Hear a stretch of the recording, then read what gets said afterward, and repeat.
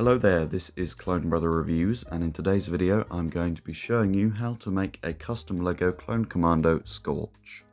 I used the legs from this Stormtrooper, which I believe is called a Stealth Trooper.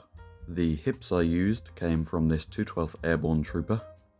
I used the torso from a Wolfpack Clone Trooper, but I know they're very expensive, so you may be able to get away with a regular Clone Trooper's body. Yellow hands are very easy to come by, so just pick any LEGO City figure and you should be good for his gloves. I used a light blue head to give the illusion of a blue visor. You don't have to use a Thrawn because I know they can be quite expensive, but anything blue will do. Finally, you're going to need that classic 2002 clone with the open visor so you can have the illusion of a blue visor.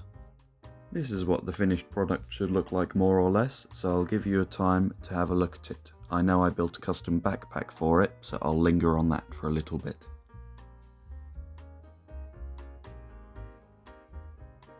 Overall, I'm quite pleased with this custom. I know that some of the pieces existing are a little bit limiting, but I think this is the best I could do. I did a similar thing for my Gregor, and that turned out alright too. Thank you for watching this video. I hope you got what you were looking for.